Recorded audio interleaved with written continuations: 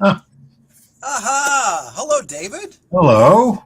Hi, welcome to our stream, and Yeah, nice to see you. Uh, and you? Thank you. I really appreciate everything, and especially for last minute filling in as my special co-host today. Sure, Yeah, sure. yeah. So this is going to be a lot of fun. We're back with Space Yeah. 1989. This episode, we are well into year two by now, David, and this will be interesting because I know we had you on for a year one segment, but this will be your first year two, so it'd be just fascinating to sort of get your insight on maybe some of the changes and the overall dynamic of year two versus year one, things like that. Yep.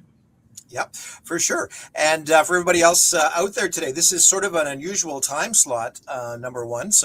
And we're just, I was sort of behind the scenes experimenting with a couple of things to try and get streaming into some of those Facebook groups again. They sort of took that ability away from us. We can still stream to pages, but groups, they've made it a little more difficult. And I couldn't actually get the streaming software hooked up tonight for some Mm. reason, but we're still in all the pages, so we'll be good.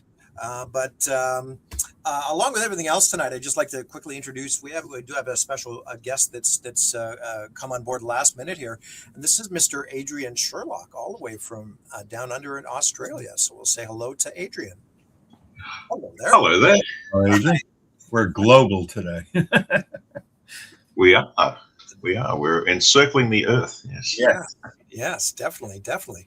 So, yeah, welcome to Space 1999. This is your first segment, Adrian, and this is actually our first time that we've ever actually spoken. I believe I've seen you, of course, on the interwebs for many, many years now, and followed your work with your books and things like that. But it's nice to meet in person.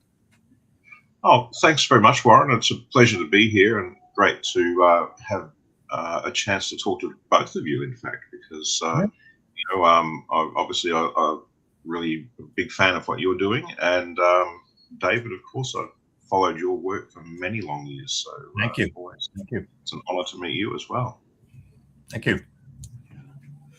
David's work, of course, going many, many years back in time with Many, many moons ago. We're going to make him feel old if we keep the old, saying many. the old Star. Too late. Too late. I was going to say Starlog magazine. When did, well, I mean, well, let's put it in perspective. Starlog started in what, 1976? 76. Yeah. Yeah. 76.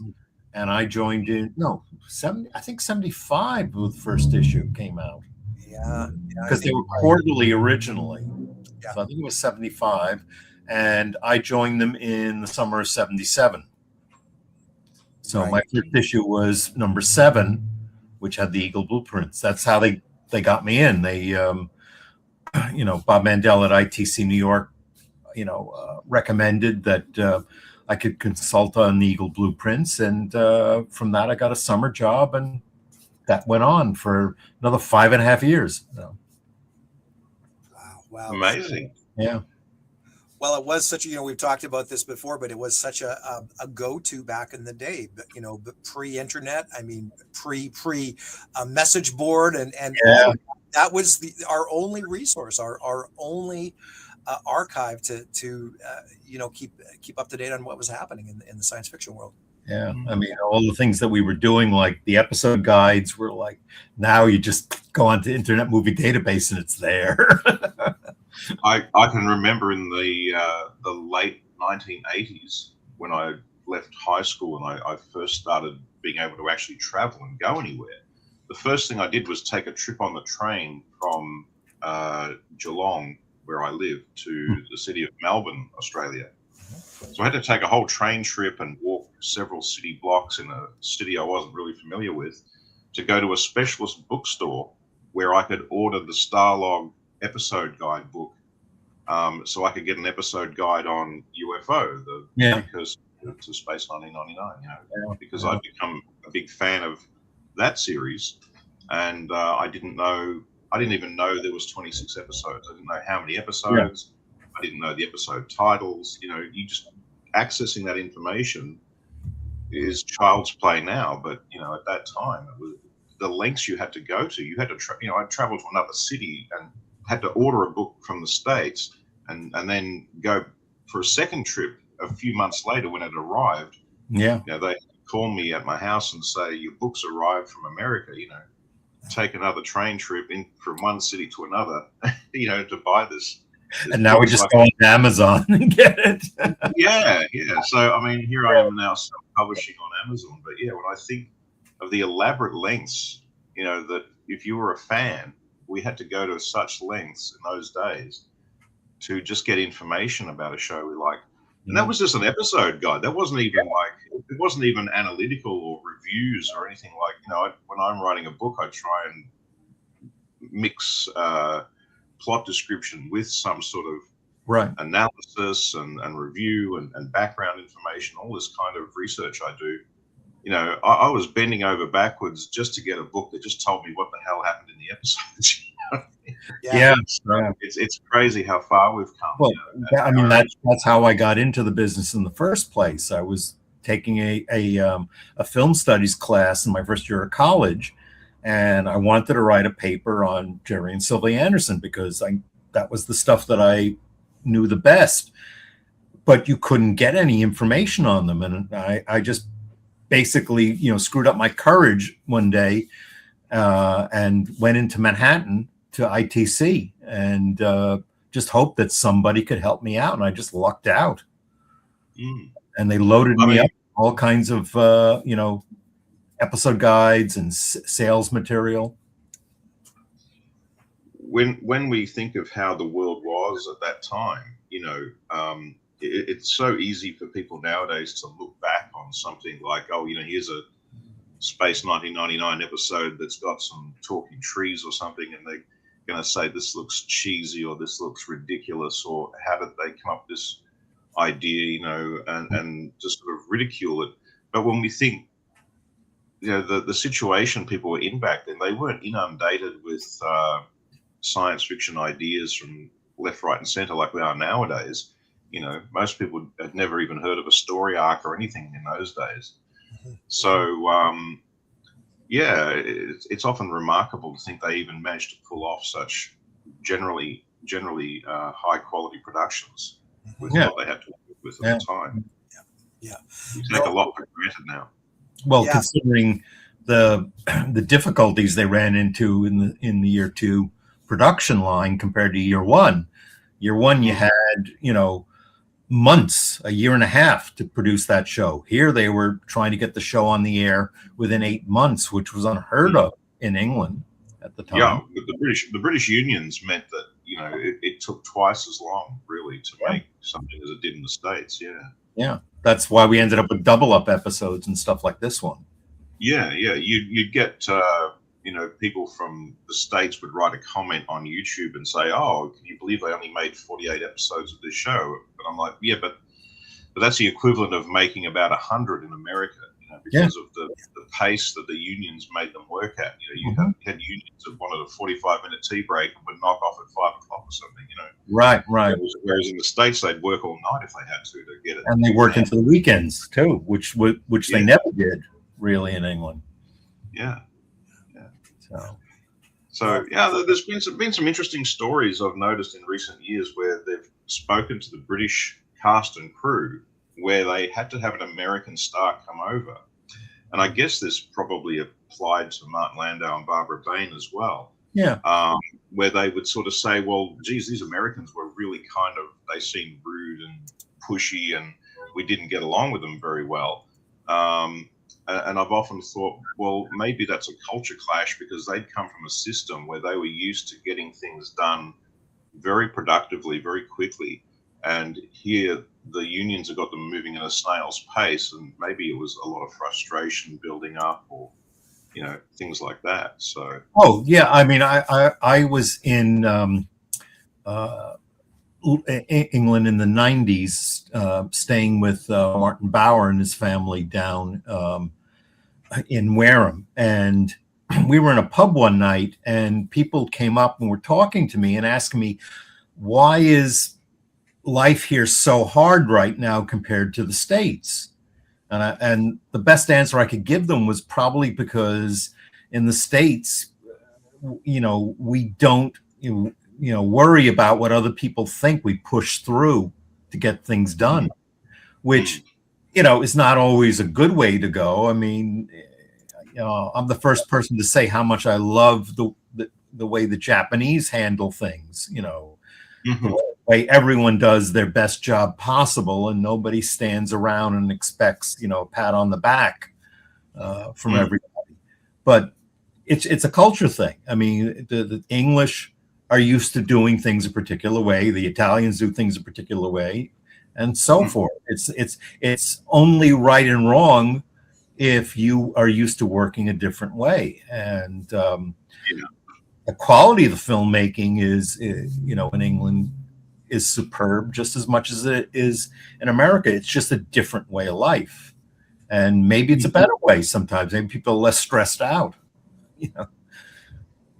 Yeah, as a young man, I was almost kind of crippled by this belief in, because Australia had a culture, I guess, very related to the one in the UK. Mhm. And it was very much a sort of an almost socialist kind of idea that, the government will take care of you. And if you can't get a job, you'll be on welfare. And, there's socialized medicine, and Mhm. so the system sort of looks after you, but that's very pacifying. You end up a very Yeah, passive human being, sort of yeah. reliant on.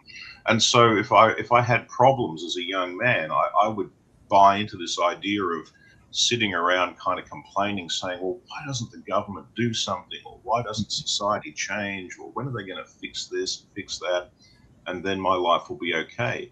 And one day, I listened to a guy from Canada, and he'd done this seminar based on this idea of, well, you know, take responsibility on Mhm. yourself. And this was like an alien concept to me. Nobody had ever explained this to me before, but I started to realize this is the fundamental thing about America. It's like my feeling about America now is that it's a culture where if you don't work, you don't exist. You kind of have to be proactive and make things happen. So, you look at Irwin Allen, you can sort of say, well, okay, some of his shows were rubbish, but I mean, the man produced what, 80 something episodes of Lost in Space in Yeah, three yeah, seasons. yeah. Whereas, you know what I mean? Jonathan Harris famously said to Irwin Allen, we finish an episode in the middle of the day, and the director with the script for the next episode is waiting Mhm. off stage. He walks onto the set, and we start filming the next one straight away. Can't we have the rest of the day off? Irwin Allen just said to him, "This is what we're paying you for. Mhm. Keep working." It was like a conveyor Yeah. belt, but the man just believed in TV back then was crazy creativity. because they had shows on every week. I mean, the Yeah, first season of Lost in Space was, I think, over 30 episodes. yeah, yeah. He would make 30 episodes a year. Yeah. I look at Space 1999. I think, couldn't you have done another six? Yeah. Season one was so good. Couldn't we have just had half a dozen more? Well, I You know? think that was all due to the budget. I think it's how they budgeted to fit in the 24 episodes, and Yeah, even that was stretching the money.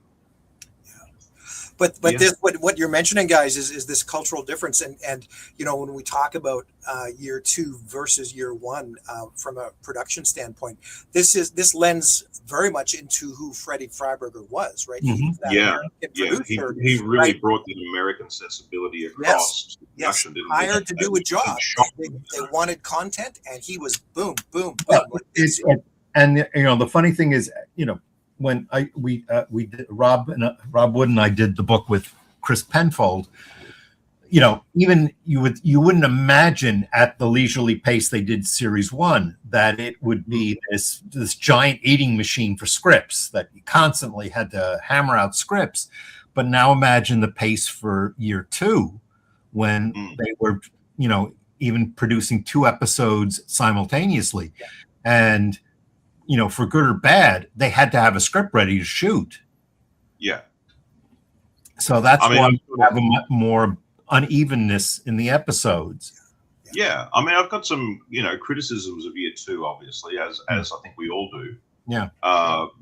But yeah, I mean, I think if you look at the other side of it, you would have to say that Freiberger, for all of his limitations, was clearly he clearly brought that kind of American Hollywood kind of sensibility of, Yeah. okay, you guys were going to get this job done. Well, he Right. delivered. He Well, delivered. he delivered what he was hired to do, because most of the format of year 2 came from the fact that ITC America demanded these changes. Americanization. These were the They changes. were really pushing for it to be more like Star Trek, weren't they? Yeah. Right. Because they wanted the humor, they wanted the lightness, they wanted the more color, and the fact that they didn't get the action stuff they needed at the start, and they had to do all those crazy airbrush publicity shots to make them look at these special effects we got, which they really didn't have because they airbrushed them. But this is what they were trying to sell the show as, a more action-oriented show. The fact that we've got episodes that really do stand up very well, is a testament to the writers, and sometimes it's just how things turn out. This episode is an example of it's based on the classic Frederick Brown arena again, with a little bit of the Great Vegetable Rebellion thrown in, but it's trying to be a serious episode. It really does have some great dialogue scenes between Koenig and Maya, even though it was originally written as a Tony Maya script. But, a decision was made. Probably the Landaus decided that one of them had to be a lead in each of the double up episodes, as opposed to doing a Koenig Helena episode and a Tony and Maya episode, which is probably what Freiberger and Jerry Anderson originally envisioned. Yeah, and that's you've raised a really interesting issue there too, David, because that's another thing which often comes up is, Martin Landau and Sylvia Anderson famously did not see eye to eye. But it's interesting from her side, he was, driven by ego and selfishness and, a bit having a tantrum and demanding his own way. Yeah. But when you see him in interviews talking about his point of view, he quite reasonably argues that what he was doing was fighting for the integrity of the series. If you didn't have your viewer able to latch onto a consistent set of main characters each week, then you weren't going to get that audience loyalty that they were looking for. Right. I mean, he was a big science fiction fan, because he used to call me at Starlog and ask for recommendations for books to read, because he devoured science fiction novels. He loved them. So it wasn't a question of he didn't look down at this show at all. He was very proud of it. I think when they got into stuff he didn't like, especially in the second series, he was more vocal about it, but he still was a professional and he committed to it. The real failure of year 2 was they pitched this major role for Helena, for Barbara Bain's character in the show, and they never achieved it. She was supposed to be essentially second in command. That's why they started off with saying she was in charge of life support. But somehow, I guess the writers kind of failed her, and they just couldn't write a very strong female character, and they just kept deferring a lot of the command stuff to Tony when she doubled up with him. I always used to like in the first season how, Koenig would go to almost insane lengths of, risk-taking to get to some planet or something. And then when it all turned into a gigantic disaster, she would just very quietly say to him, "John, take us back to Alpha," or "John, we can't stay here." Yeah. And he would just, without even questioning, he would just pick up his commlock and say, "Get ready to lift off. We're going back to Alpha." It's like, wow. She kind of was the sensible woman who won at the end, which was kind of surprising. It was done in such a subtle way. Yeah, I actually never picked up on it for probably 30 years. It was only sort of in the probably last why a lot of people think that she was cold in the first series. It was just she was very understated, but it was right. She was more down to earth. She's like, She was it was like grounded. Scully and Mulder. She Yeah. was, you know, he was the dreamer, she was the realist. So, Right. Yeah, I really saw that when I remember when the X Files was at the height of its popularity. I really did look at Scully and think she's a lot like Helena from Space 1999. yeah. Very interesting. Very interesting, fellas. I'm not sure if well, David, you probably realize, because I sort of discovered this going through some of Martin's documents, you know, the binders that we got, and everything that you use for your books with Bob there. But not a lot of people actually realize that. I mentioned this a couple weeks ago, that Freddie was actually considered to be the producer of Year One. They were talking to him way. Oh, they asked a lot of people. Yeah. But he was on the short list for sure. He was like, they were looking at Star Trek people from the beginning. Yeah. Dorothy Fontana was asked, and so was Gene Roddenberry at one point. Matter of Life and Death was only, I think, the second script that was made into a completed episode, because I think Lee Katzin took a really long time on the pilot and also Black Sun. Yeah. No, Breakaway. And then Black Sun. Breakaway not only took weeks. Breakaway took ages. And they kept shooting for months after that, because all the stuff with Alan in the Eagle as the moon's being blasted out of Earth orbit was done, like, I think, in March or April of the following year. Mm-hmm, mm-hmm. So they were always one. Yeah, so when they did Matter of Life and Death, the original script for that was written by the guy who wrote Obsession for Star Trek, the one about the Art Wallace, who wrote Art Wallace, Dark Shadows, the soap opera.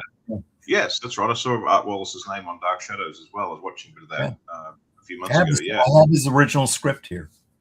Yeah, so how interesting that right from the very beginning. And of course, the man who ended up writing the final draft was Johnny Byrne, who went on to write for Doctor Who in the 80s. So I think that's kind of, to me, a little bit of a telling point about Space 1999. You kind of got people whose names you would associate with both Trek and Doctor Who. Well, Belak, who was brought in as the original story editor for the show after, well, actually, Chris Penfold was, but they wanted an American, so they brought in George Belak, and Chris was his assistant. George brought in all these New York writers that he knew, Art Wallace, a bunch of other people. There were a lot of scripts that were never made or were actually written by other authors for the actual screen. But Johnny Byrne was brought in, and that was his test, essentially. What can you do with this over a weekend? And if he had the script ready to go, and they said, great, you're hired. You're going to work on the show with us. And that was after they let George Belak go before they even started shooting Breakaway, because he and Jerry Anderson just didn't see eye to eye as to where they wanted the show to go. Yeah, Jerry wanted his, I guess, standard style of, Moonbase Alpha would be kind of like Shadow Headquarters or, Tracy Island, but in the original Jerry and draft script for the half-hour version, it's a very militaristic base like Shadow, because that's what the show came from. It was originally UFO series too. Yeah. So I remember reading that George Belak wanted, once they left orbit, everyone to be kind of at each other's throats, like in Lifeboat or something, like let us off this moon, let's get back to work. There was going to be a lot of internal tension. And that shows up in a lot of the early scripts. There was one episode that we had in our book that was never filmed, and it had to do with this planet where there was one group that were complete idiots and these other ones that were very militaristic, and the Alpha people weren't very nice either. And I think they wanted to reduce that a little. Which it kind of worked. I really didn't think we needed to see unlikable people every week, because then you wouldn't. Yeah, I think the interesting thing about both UFO and Space 1999, and it's probably one of the reasons why the shows are still so popular all these years later, is that a lot of the dark sort of implications of the scenarios which the shows are built on kind of bubble away there under the surface as a subtext, underneath the sort of the fact that the people still act very kind of professional, almost like they're falling back on professional roles and routine as a coping mechanism or a way of moving ahead with the situation. Oh, yes. But there's this very dark sort of subtext to both of those shows, and even in season 2, you know, with Freddie trying to lighten it up, it kind of it's almost like when you do black comedy, you know what I mean, or dark satire. You know, the more you try and lighten up a dark situation, the more it just sort of highlights how dark things are. I mean, even a ridiculous sort of attempt at when they try to do a comedy episode like Brian the Brain or the Tabor. Brian and the Tabor are both, they're kind of sickos, you know, they're kind of really twisted, psycho kind of characters. You know what I mean?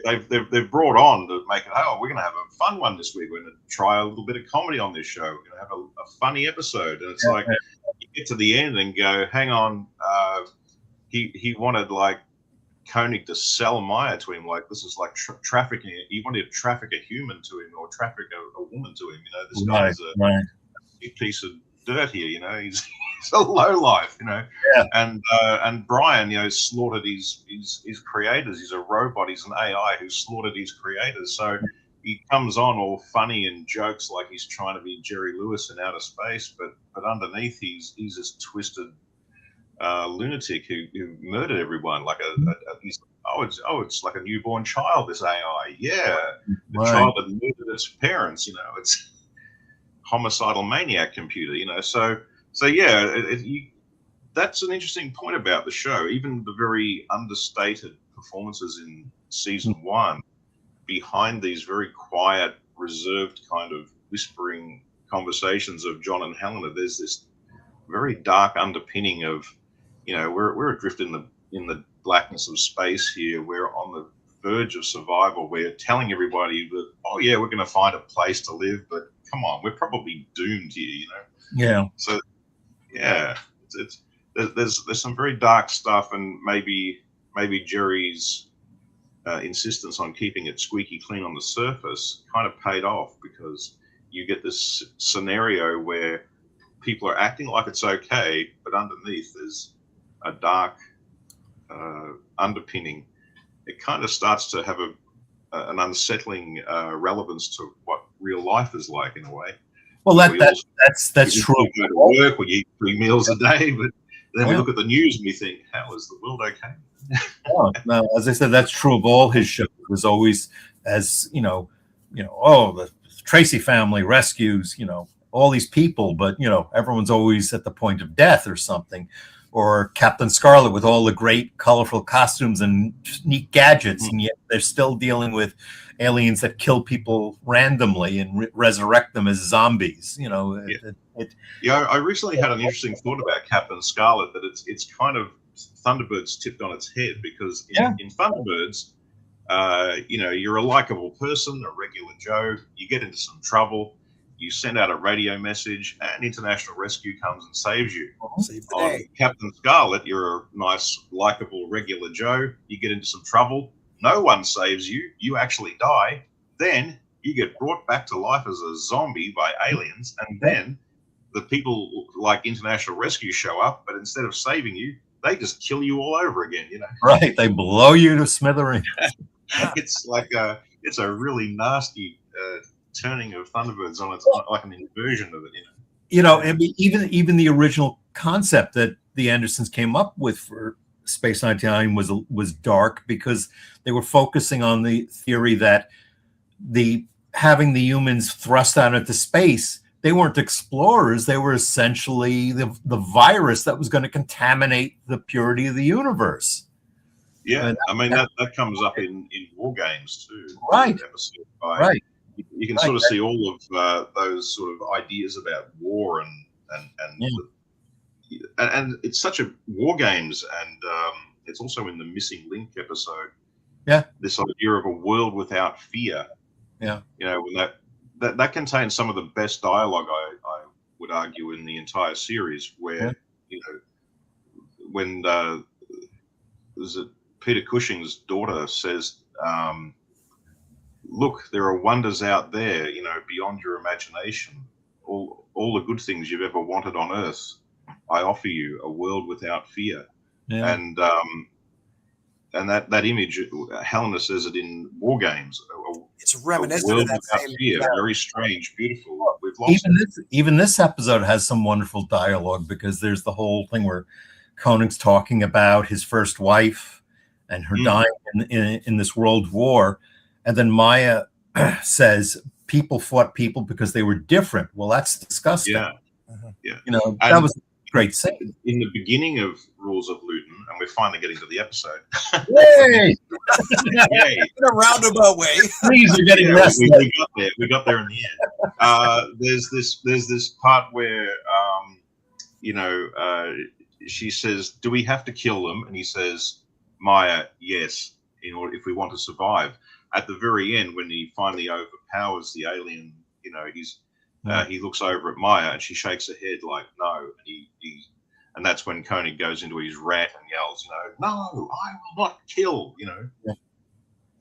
And they're like, kill the criminal who committed murder on Luton. He says, and he really lets them have a piece of his mind and says, "No, you are the criminals. You would like to see things die. You'd like to see everything here die, you know, to satisfy your lust for blood." And they're like, "Okay, you can go now." You could have stopped us. You could have prevented all this. You deliberately, you know, let this happen. Okay, you can leave now. Close the seeds of revolution. Yes. Yeah. I've never seen angry plants get pissed off before. Yeah. There we are. You know, considering if you just forget the fact that the idea of talking trees is kind of silly. It's a beautifully photographed episode because it takes place almost completely outside. It's all on location. It's Pinewood. On location, they went to trouble to build a dinosaur graveyard. Directed by Val Guest, the man who shot the two Hammer Quatermass movies with Brian Donlevy, the first two Quatermass movies. You know? Yeah, this was a top director, and this was at Black Park Lake. Yep. And you've got Martin Landau, who's a great actor, giving a pretty strong performance all in all. I mean, can you imagine if this was a Buck Rogers episode and it was Gil Gerard, it would have been a piece of absolute fluff. But Martin Landau, he plays the pain and suffering he goes through in this episode. Yeah. He gets reduced to tears, and you know he's delirious and he's bleeding and he's raging in anger at the judges of Luton at the end. You know, this is, I mean, he really tries to elevate at least the character of Koenig above whatever's going on around him. No, he always tried to rise above the material, even if he disliked the episode. Even all the glisters he manages to pull off, even though it was an unsalvageable episode. Yeah, I mean, I often think of in folk horror, which is a big thing in England. If you know, like the Wicker Man, for example, you know, before Christianity, there was, you know, centuries of pagan rule in the UK, and there was the Kingdom of Mercia, which was sort of Middle England, and they had all of these traditions, and it's in Macbeth. Macbeth says, you know, "Thou sure and firm set earth, hear not my steps, which way they walk, for fear the very stones prate of my whereabouts." And he says that trees, you know, stones have been known to move and trees to speak. You know, so this thing of, and it's in the movie Night of the Demon or Curse of the Demon in America. It's in the trees. He says it's in the trees. Yeah. This idea of a demon in the trees. So nymphs and fairies associated with the cycle, and of course the name Maya comes from the month of May, which means change. It's a seasonal change. So there's all of these sort of pagan beliefs dating back centuries to perchristian England, which has been which is still sort of there in England as a subtext. As it comes up in folk horror stories. I just don't. I And it's just all wouldn't about expect Fred fertility and Freiberg to trees. know on this. What's that? I just wouldn't expect Fred Freiberg to have known or pulled on this. I think.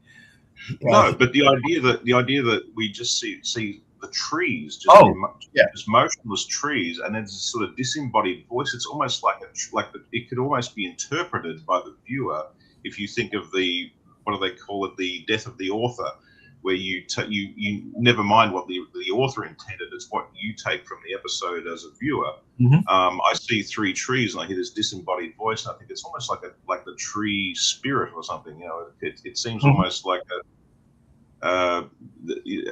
Quatermass used the thing of the Green Man, you know, when Yes. the guy was evolving into a plant monster, you know, Yeah. which is there's pubs called the Green Man all over the UK, you know, Right. it dates back to pagan beliefs about trees and combining with humans and tree spirits and the cycle of nature and the seasons. So, yeah, this idea of a world of where there's a voice coming out of the trees and trees are passing judgment.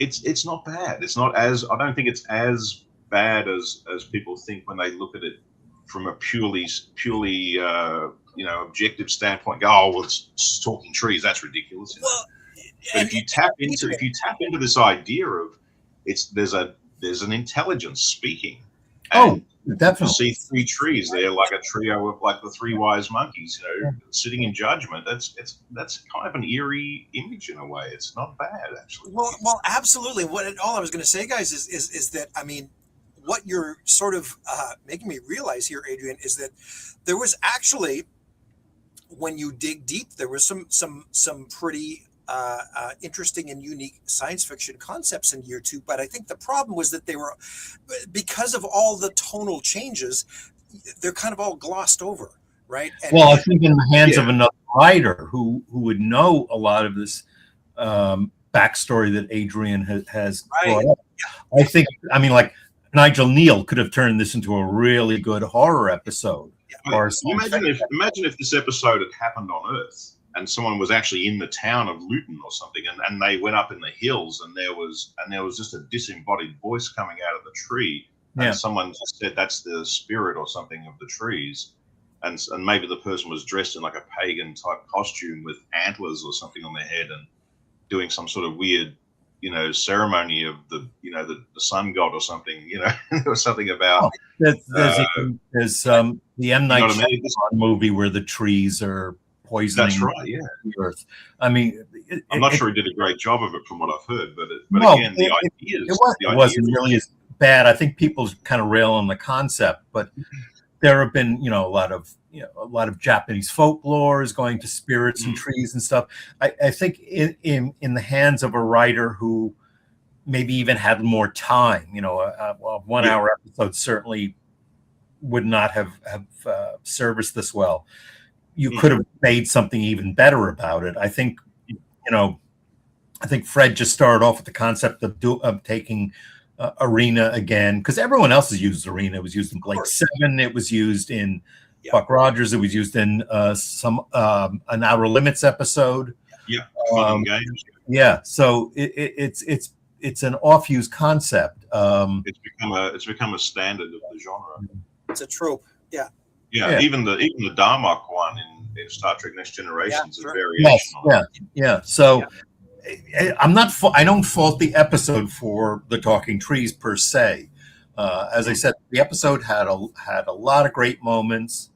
It probably, I think, in my mind, would have worked better had it been a Tony Maya episode or John and Helena episode. One of my impressions of it, I was watching it one time, and he's talking about this idea of the war and how it changed their society, and they built this world, and he lost his wife, and I suddenly had this thought of, gee, you know, considering Freiberg has come in, and he's only had this one season, you know, he's put in a backstory, he's put in a dead wife, he's put in a historical explanation for this future they're in. He's given us Psychon, Maya, her shape-changing powers. he's. I thought he's kind of almost tried to set up his own version of Yeah. like a complete, overall concept of the show. So yeah, considering he didn't have a lot of time, he may not have done a particularly brilliant job in some ways, but he did try. He did kind of try to give this thing whatever he felt it was missing. No, he wasn't a complete failure by any means.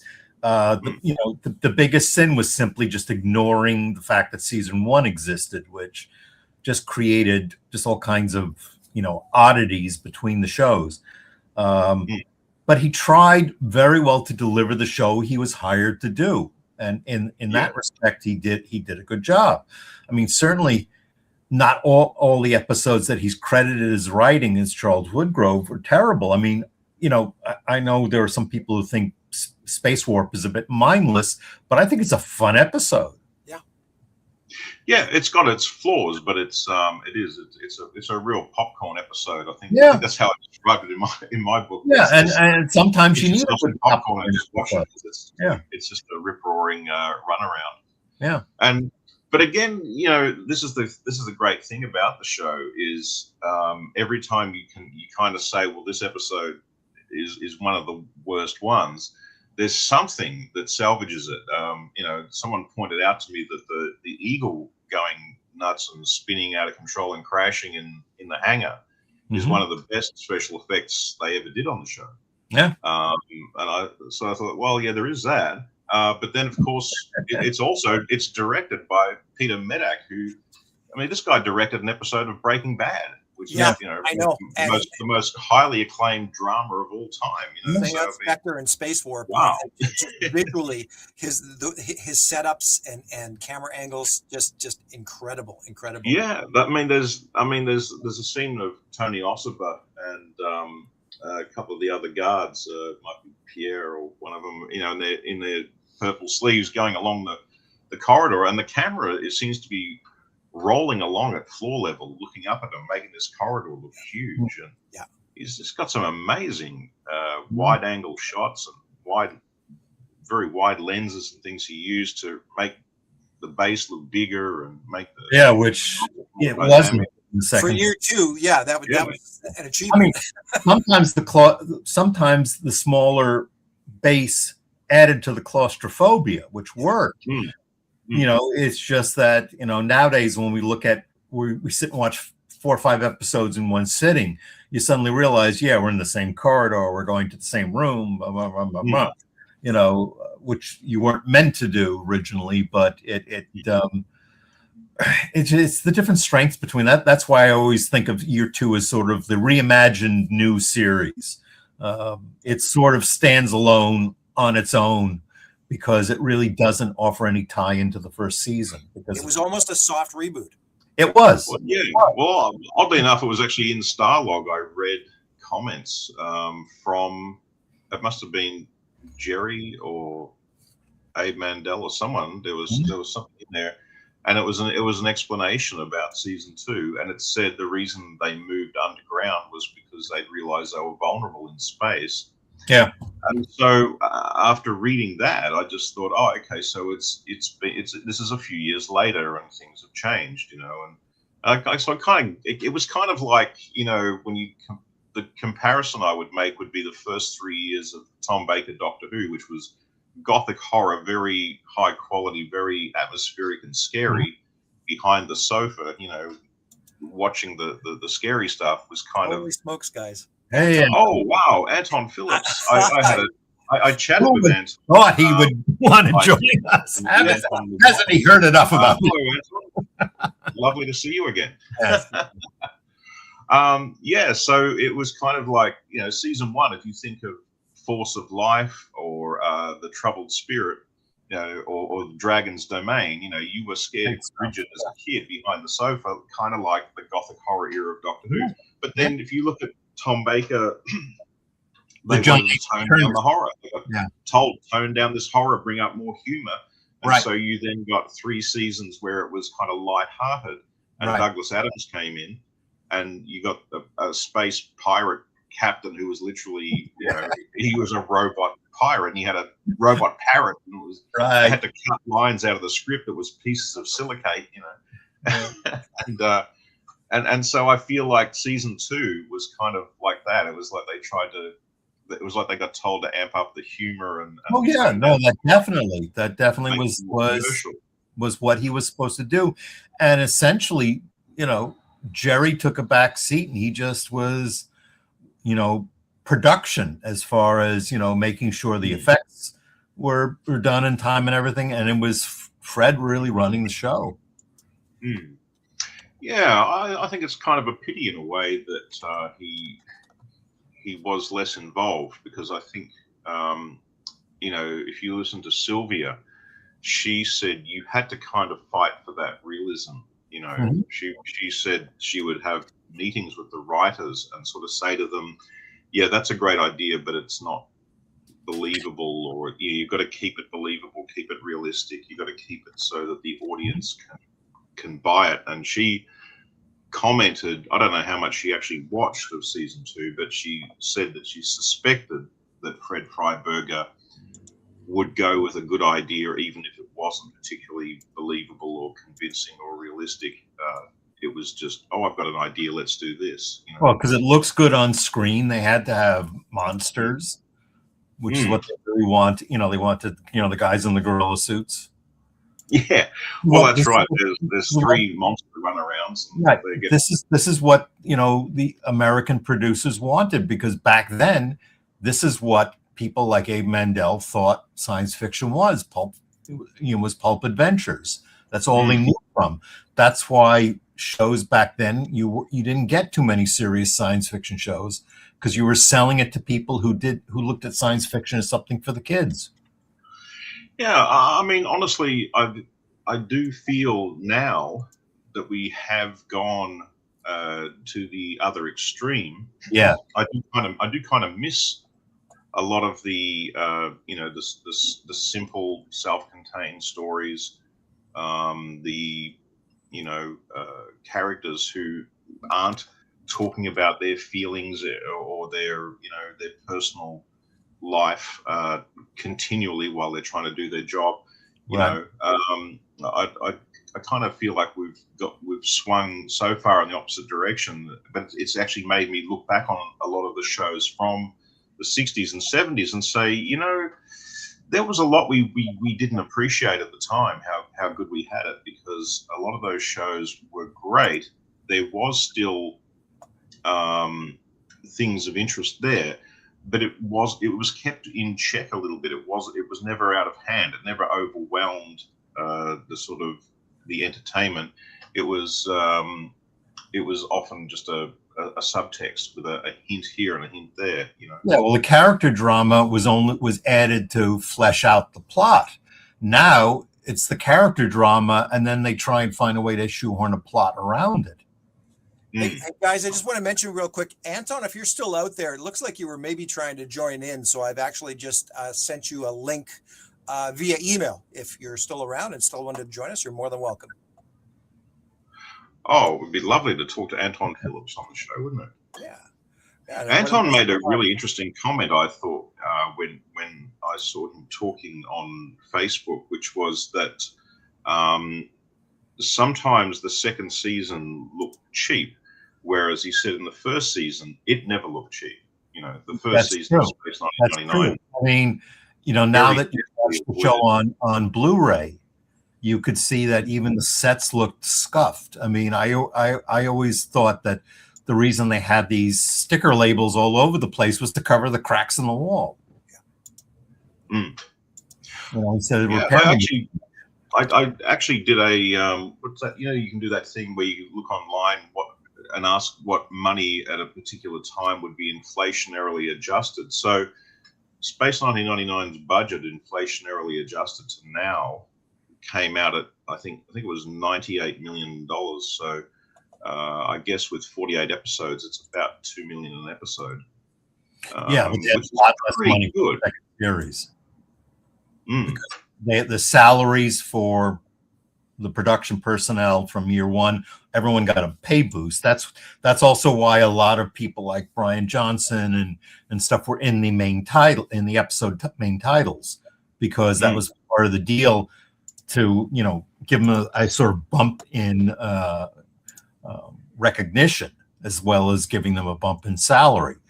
But you know, with all the salary, and they had less production time, less money for a budget, so they had to find ways to cut corners. Yeah, I think that there was an inflation situation in the late '70s in the UK, Yes. Which affected Doctor Who. I remember very badly. Mm-hmm. I remember that was the Tom Baker story. Underworld was all done with chroma key. They blue screen actors onto miniature caves and things. It looked terrible, but they were supposed to go on location and they couldn't. Yeah, they said, even the set designer, he said, we didn't even have money to build a set. He said, can I build what, just maybe one part of a cave? No, we don't even have enough money for that. He said, you're kidding, really? So when it was all over, apparently the producers said to the director, I'll get you to do something easier next time, like a remake of Ben-Hur. You know? Yeah. I think money wasn't going as far. No, it wasn't going as far, but I think, you know, having double up crews and stuff cost them a lot of money too. Yeah, of course. Because you're paying, you know, double salaries in a week for 2 directors, 2 DPs, 2, you know. Oh yeah, Mark Anthony Craig's just told us inflation was at 27% in December 1975. Wow. Yeah, so imagine, you know, Fred Freiberger's trying to do Space 1999 season 2, and then of course you've got, you know, Philip Hinchcliffe's replacement was Graham Williams on Doctor Who. You know, so these guys are trying to do TV that looks, you know, like cinema level production. They're trying to do big sprawling stories of other planets and outer space. Yeah. And money's just not going where it was going just a couple of years earlier. So yeah, I guess it must have been quite a tricky thing. Bringers of Wonder always struck me as looking really good, and I saw a comment in an interview with Fred Freiberger about that, where he said, "Oh, I realized when we got this 2-part story, and that I could split my production costs across 2 episodes." And I thought, yeah, they should have done a lot more 2-part stories. They would have probably benefited from having the production budget of 2 episodes, and then you have some of the sets and some of the costumes and some of the locations from both appearing in each of the 2 parts. You know. Well, the difficulty with doing that is when ITC syndicates a show, they have to make prints for the number of stations running it, and if you have 2-part episode, they have to have more prints available, because the station's going to need the second episode right away. Whereas, especially in the first season, the show was jumbled up all over the place. Some places went breakaway to War Games, other places went breakaway to Dragon's Domain, or breakaway to another episode, because everything after the first episode was just, you know, they print up maybe half the amount of prints they had for breakaway. Even less. Yeah. I remember hearing that they avoided doing 2-parters because of syndication. Yeah, that's right. Yeah, but with year 2, because they were so close, I mean, it's not like it was during the 80s when they were doing like Star Trek: The Next Generation, and Paramount would send the episodes by satellite to the stations. And they downloaded, so they never had to make prints. The station would just record the broadcast on videotape and then play it back.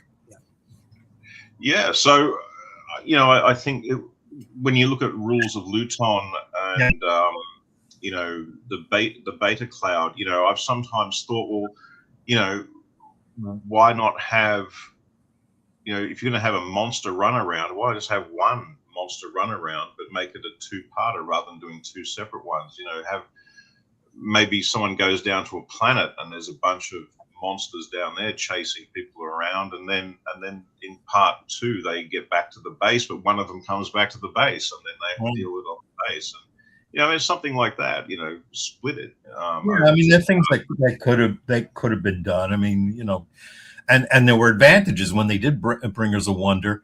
They were able to build actually a brand new set and corridor for the records lab, which was a completely, I don't even think that was in the same stage because they had to do the fire effect. And I think they just managed to build a richer, more involving narrative than you can if you're trying to do that type of story. Yeah, we have more time for character development too in a story like that. But, well, you're right, David. Not only the corridor in part one, but then the whole monitoring station in which was the biggest set I think they ever built. Yeah, that was your one. That looked fantastic. Yeah, that looked epic. Yeah. It really gave it an epic feel. Yeah. So that's an advantage, but it was also a budget saver because I remember Jerry Anderson telling me the story that Fred Freiberger had dreams of a giant moon buggy battle on the lunar surface, and he had to keep reminding Freiberger, we got one moon buggy. That's it. One. We can't do. He wanted like a Starsky and Hutch episode. Something like that. It was like it would have looked really ridiculous, you know. So did that get rolled over into the aforementioned Space Warp, where it was a battle between the moon buggy and the creature? Probably. You know, you don't waste an idea. That's the worst. That's the worst scene in the whole of Space 1999. I think everything that can go wrong went wrong in that scene. I think the door that blew up, you could see it was styrofoam. I think Alan's helmet came open. The creature was clearly the one from the Beta Cloud wearing a giant wig. It just everything that went. The worst moment of the whole of Space 1999 is definitely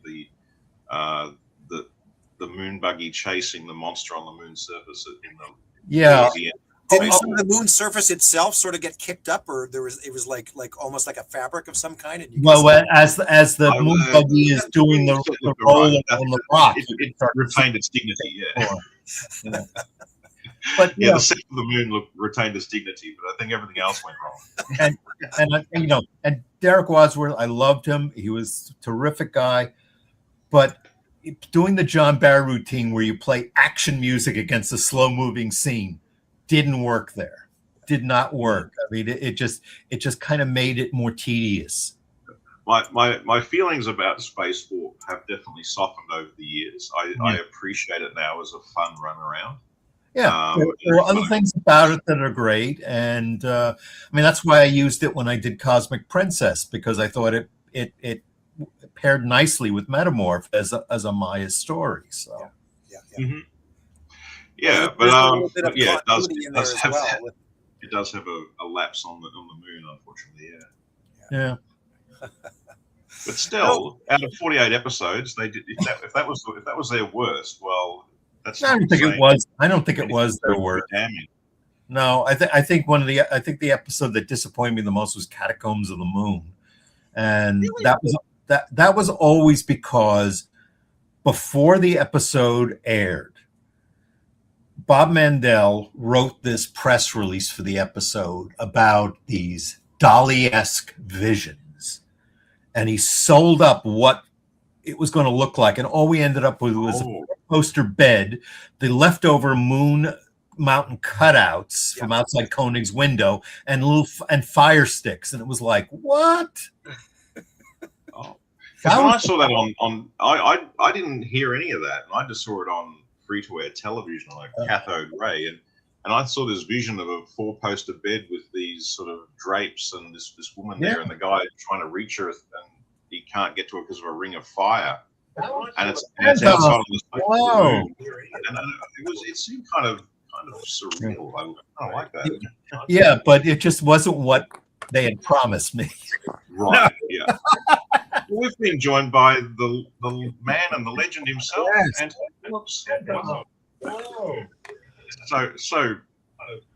such a great honor to have you with us. Yeah, but it wasn't what they had promised me. We've been joined by the man and the legend himself. I'm not so sure about the legend bit. Well, we'd like to pick you up, But hey, listen, you know what? My television broke down and the insurance company came and they've taken my television away. So I've been without television for the past 2 weeks Oh almost. no. Apparently, Well, they have to get the spare part from Moonbase Alpha or some such thing. I told people that I thought The Rules of Luton was a really great episode, and the television people came around and confiscated my television, said that I was a silly man and I would not be allowed to watch television or say such silly things ever again. The TV police came and took mine away. Yeah. But anyway, I just thought, because I'm confined to my laptop and PC, and was doing the browsing thing, and there you were, and I thought, hey, I wonder if I could get in on this and just say hello. Hello. Wonderful. What Good to see you. incredible surprise. It's so nice to see you, and you're always welcome. You know that. Well, thank you very much. Thank you. How are you all anyway? Good. Wonderful. Good. Yeah. I think we're all doing okay. Adrian's tuning in from Australia, and David Hirsch, you know Anton, and we do these little segments every once in a while. Usually Roy is my co-host, and he couldn't make it tonight. But All right. It's a lot of things going on the next week as well. I haven't really touched on this, but I'll towards the end of the segment, I'll get into some shout outs. But we're all really excited as well because we're planning to launch a Kickstarter for that Return to Moonbase Alpha project. Okay. If you recall, and you were so gracious with your time and helping us out with that first trailer there a couple of years ago. That narration. I think it's very ambitious for you to ask me to say Dr. Matthias will be there. I'd be very pleased to be there, but I'm just pleased to see next week, really. Yeah, well, we're doing really well with the Kickstarter pre-launch. Actually, I've sort of had to take a crash course on all things crowdfunding the last month or so here. But according to numbers and metrics, like we're in a really good position. Going into the actual launch on April 1st. And no, for anybody out there, it's not an April Fool's joke. Hey, they say they're going to launch a rocket to the moon. And we just found out on Sunday the moon base. the actual NASA launch is the same day. I couldn't believe it. I fell Can off you believe that? Yeah.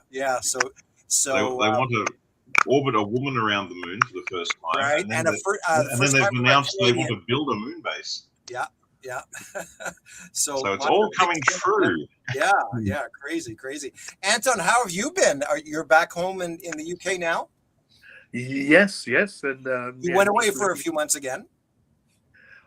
I was in the Canary Islands, where it's nice and sunny and warm at this time of year. Very nice. And then it got nice and warm over here for the past few days. And then yesterday, winter returned with hailstorms and hurricane force winds almost. So that got me looking again and thinking, nope, I got to go again. So I'm heading south once more to find the sun again early next month. Oh, good for you. Good stuff. How are you, Warren? Are you well? Yeah, well, very, very busy with everything going on. And of course, the other thing is you and I will certainly be in touch over the next few months, and we'll make some arrangements for you to also get up to Manchester in September, right? Yeah, good. And David, you're looking well. Thank you. You too. Good to see you. I hope you're having some decent weather over there. Today, it's been kind of bizarre in America. Today's been a very warm day, but tomorrow, or I think Saturday, they said it's going to be freezing again. What part of America are you in, David? I'm in New York City. Okay. Oh, wow. New York. I love New York. Oh, it's so nice. Everybody's chiming in, Anton, saying hello and sending you well wishes. Okay. Well, listen, as I say, I was just passing by in the neighborhood, thought I'd drop in, say hello. Lovely to see you all. Lovely to see you. So I will now move on down the street. Okay. Oh, they have TV. We're honored to have you have a chance to say hello to you, Anton. Okay, lovely. I've lovely to loved see your you. acting since I was a child. Thank you so much. Okay. We'll chat soon. Take care. Wow. How about Next time this TV breaks down. But I tell you what, fellas, for being somewhat of an unscripted episode, this was a really sort of off the cuff and unexpected, but in a wonderful way all around. And have we Sometimes really things even kind of talked work about out, the don't episode? I see, David, you've got the judges of Luton behind you, so I hope they're not judging you too harshly today. We're just making sure I say the right things. That's all. We are the judges of Luton. Yes. Do you know, I think, and we sort of alluded to Freddie, and of course, I think everybody out there knows how he apparently came up with the name. And a few minutes ago, we were talking about that disembodied voice. Maybe as Freddie was driving down that highway and past the Luton sign, he heard this disembodied voice yell out to him or reach out to him and say, "Hey, this is what you should call this episode." You know, Warren, when I was younger, I used to do a Luton. It wasn't Luton, it was Luton. I used to mess around with some audio, trying to do, I guess, a parody of science fiction like Star Trek and Star Wars and things. Sure. And anyway, I had an alien who came from a planet with a really weird name, and someone asked, why does your planet have that crazy name, sort of thing? And he said, well, you know, there's an estimated, whatever it is, umpteen trillion planets capable of supporting life in the known universe.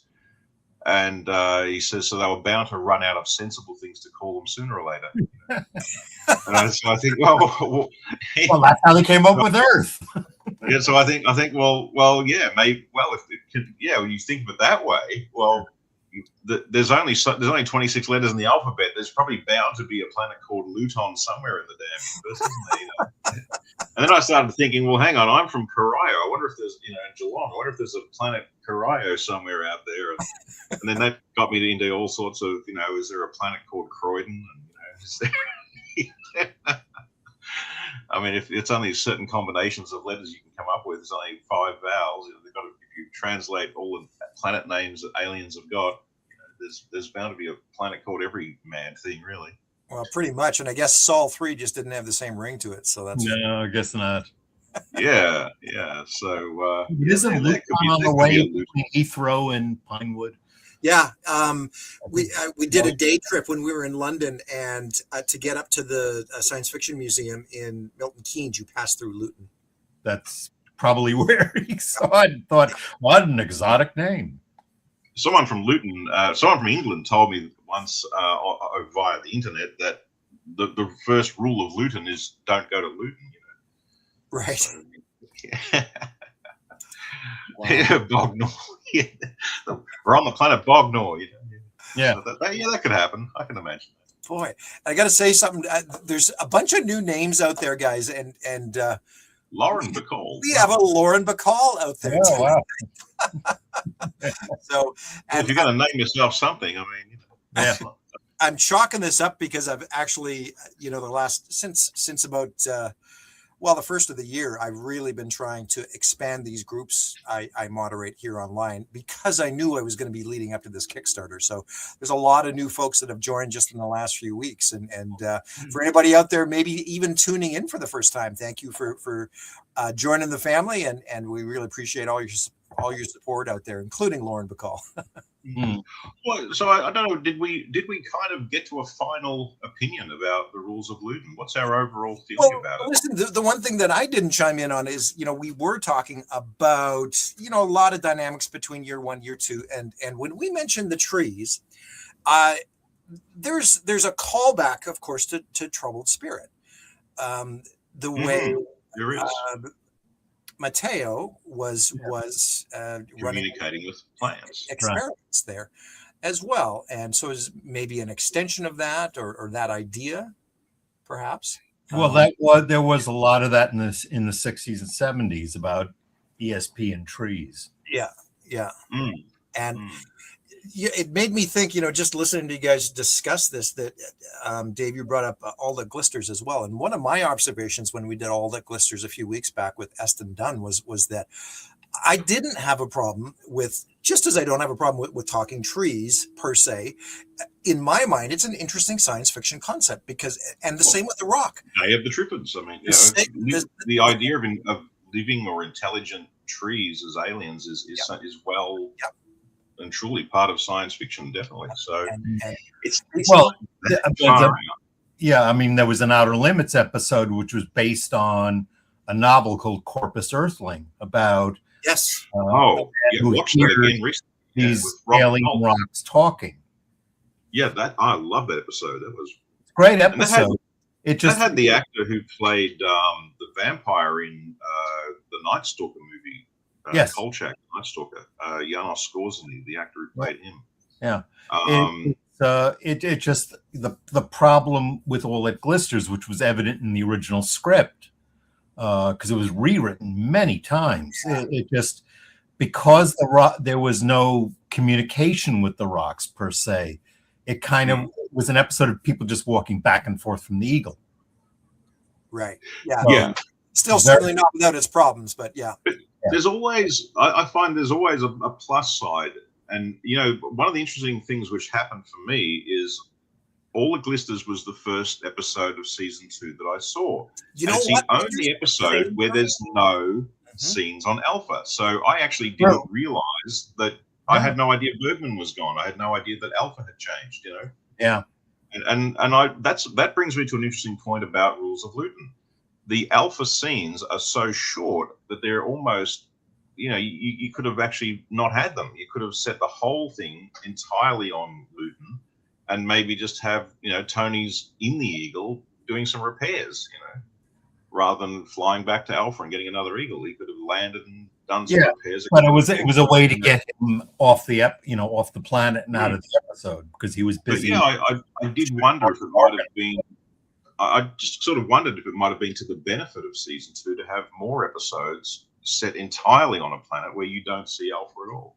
Oh, sure. Again, just so maybe the casual viewer might have imagined that Alpha was still season 1 Alpha when they choose it. I mean, a better episode where they spent most of the time on the planet, was Immunity Syndrome. Oh, yeah, well, that's probably one of the... Because that was also a horrific planet set. Devil's Planet. Isn't that one? I wish they'd actually put Johnny Byrne's first 3 episodes all together if they could have packaged it that way. Start off the show with Metamorph, Immunity Syndrome, and the Dorcons. Yeah. And the interesting thing about the Dorcons is that it brings up the idea that, hey, you've adopted this alien. Is she a liability rather than a help? That's someone true. comes hunting her, and almost devastates the base. And it was just a shame they had no money by that time they shot that episode.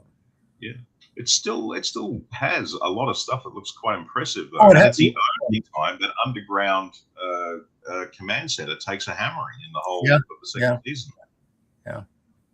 So one of my favorites was Dorcons and Immunity Syndrome.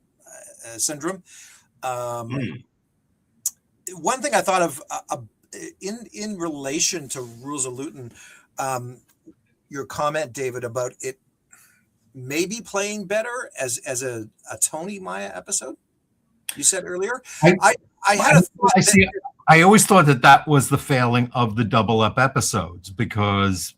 I always wanted either Koenig and Helen to be together, or even if it was, as in Space Warp, where you had, Tony and Koenig together. Right. And, in Immunity Syndrome, there was a lot of scenes of just Helena and Maya together, and that worked pretty good. Yeah. But they just kept wanting to split them up with one of the Landaus being a lead player.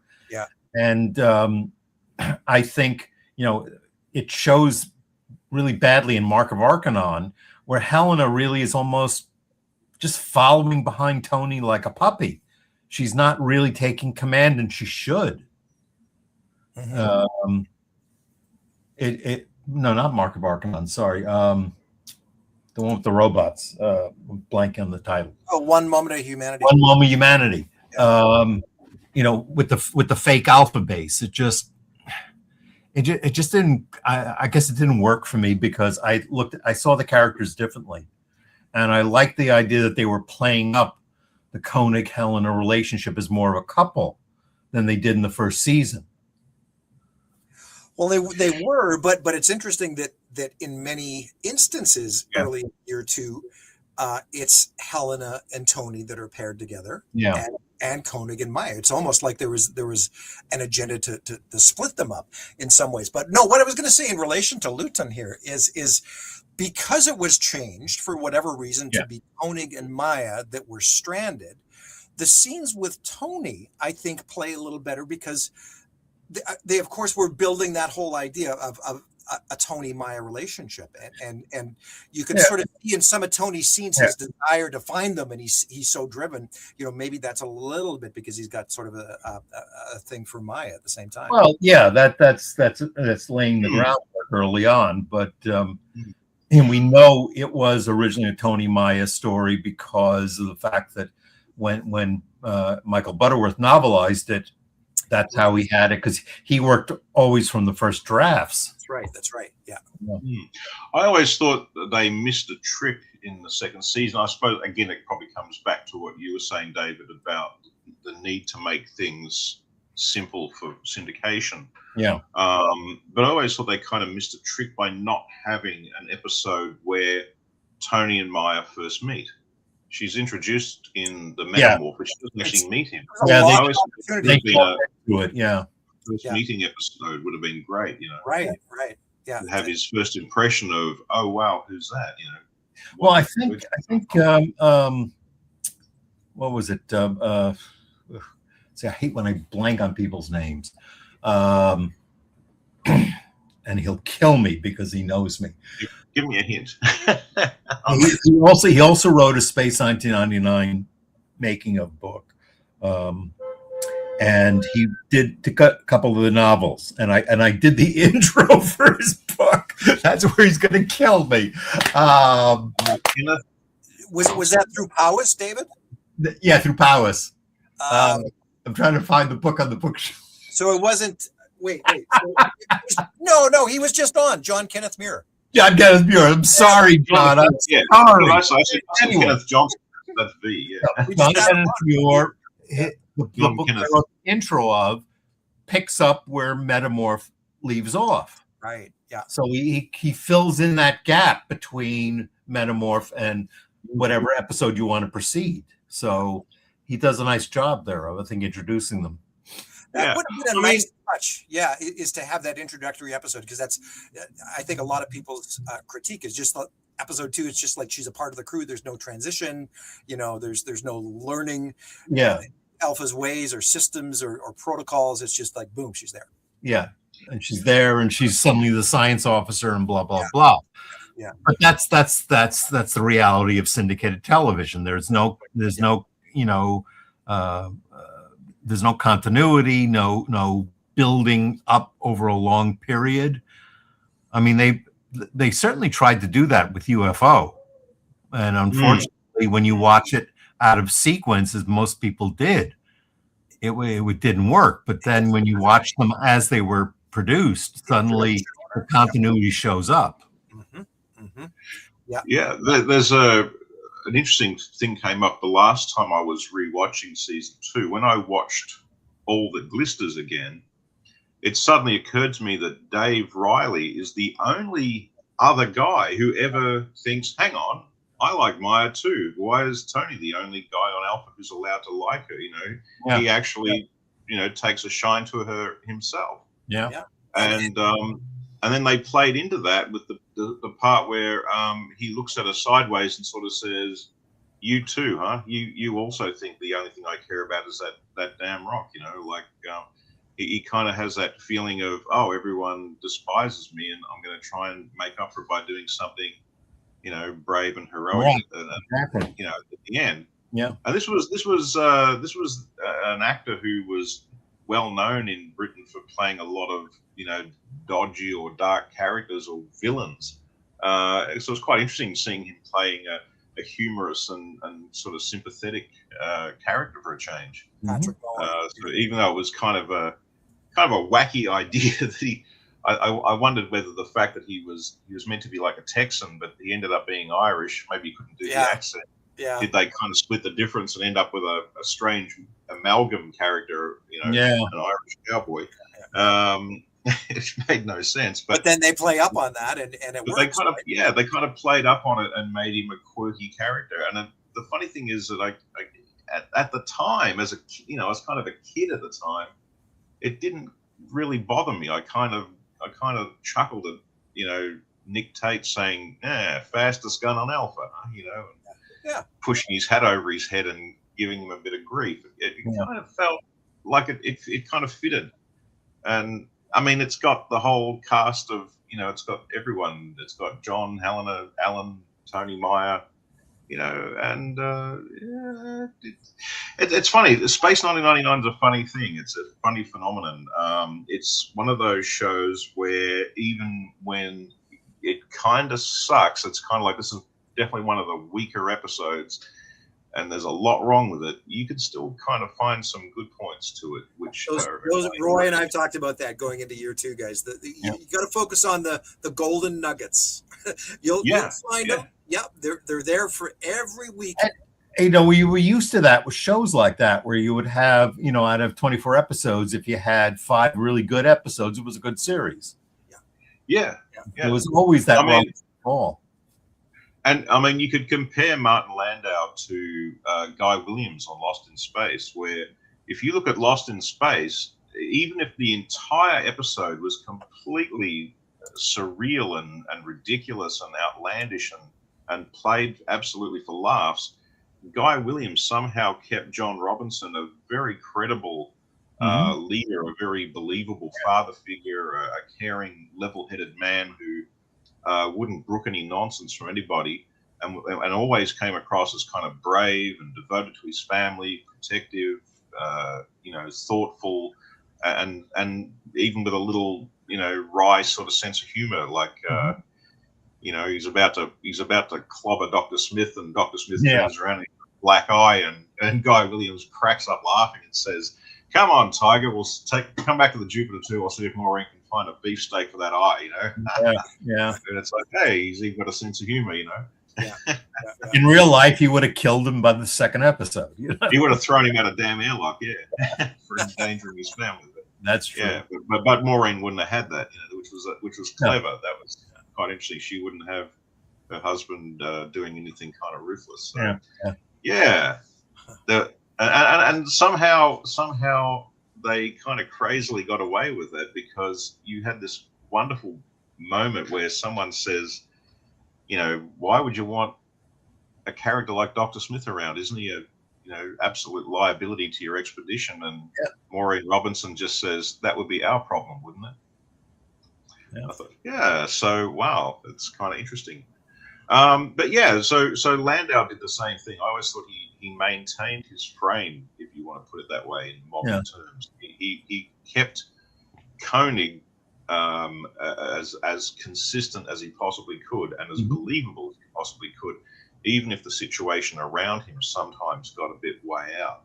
You still kind of believe in Koenig as, okay, I've found myself on a planet with talking trees. I've found myself on a planet where there's a guy controlled by a rock, which seems to want me to wander around after it, or or whatever it might be. Or I'm now listening to a recorded message from a guy with a pink helmet jammed on his head. Clearly, it doesn't fit properly. I guess it was a last-minute production disaster. He was supposed to be a grasshopper.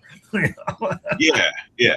I mean, if it had been a blank screen and a voiceover, or if they just said, to hell with it, make him humanoid, and just, like Alex Scott in Voyager's Return, it would have been 100 times better. But that's the thing.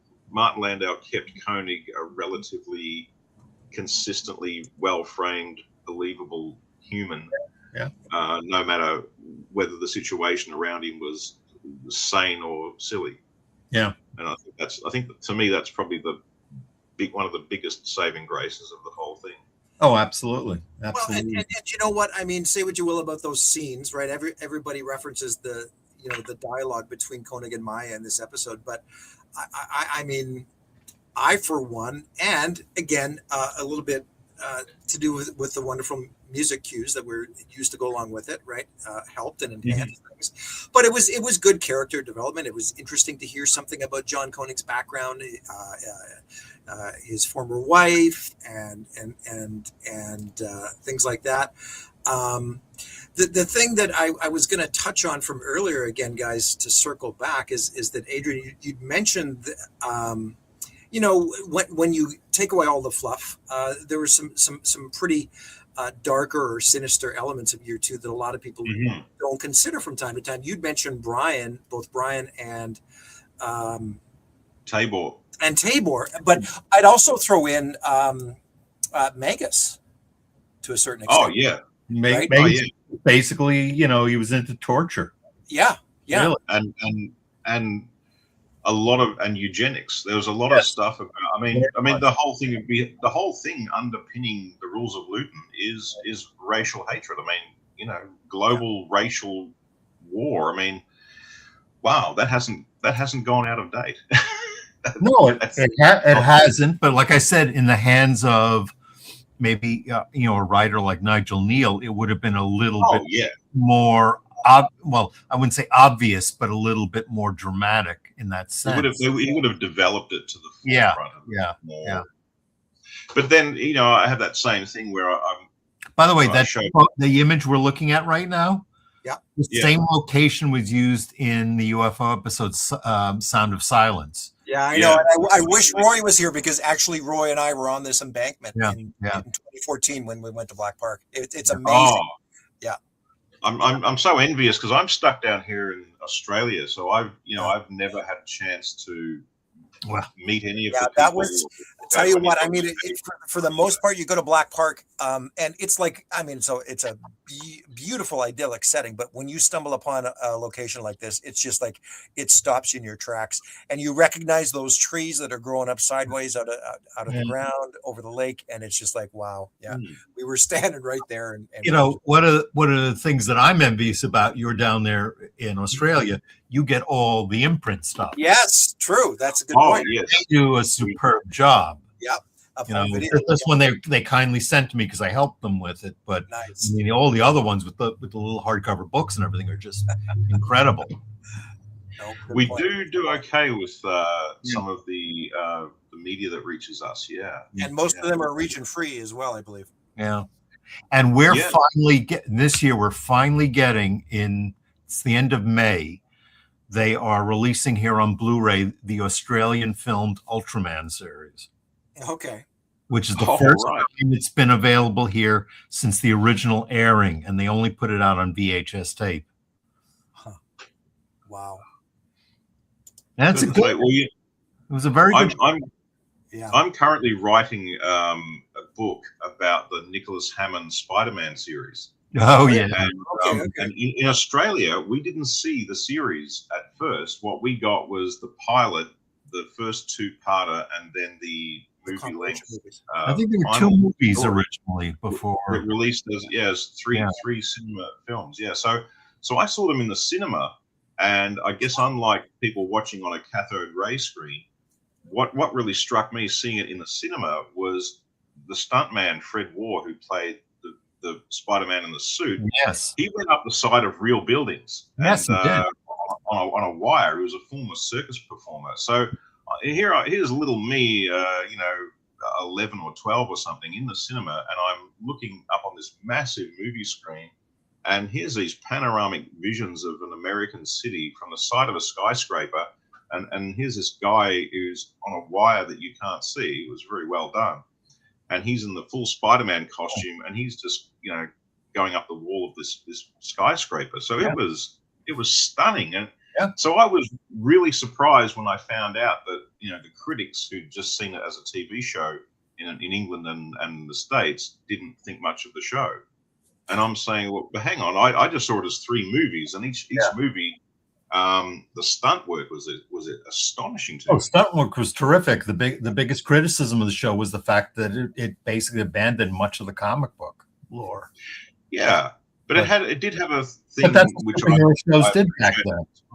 was that it felt like Spider-Man was in the real world. Yeah, and that it was. that was kind of the appeal for me, I guess, as a kid. Yeah. Yeah, so that's what I'm writing about at the moment. So yeah, but yeah, there's an Australian perspective for you. Because we saw 3 cinema films rather than the series. It's made things like that have made me realize that how we perceive a TV show often depends on how did we see it. How was it presented? Yes. Like the final Quatermass serial by Nigel Neal was shown as 4 one-hour episodes in the UK, and the critics really hated it. In Australia, they put part 1 and 2 together and part 3 and 4 together, so we saw it as 2 movie-length installments. Oh, So it was like a movie, but then at the end of the first 2-hour movie, it says to be continued. And you're like, oh. that's and then right. up comes a trailer for the next part, and the following week we all had to tune in for another movie length. Yeah, see Roy the ending. and I did a show on the Oh, Quatermass serials and movies, and I remember there was a third version because all I saw here was the original 4-part TV version, and then the omnibus version, which cut out, 2 major subplots, mostly out of the beginning of episode 3.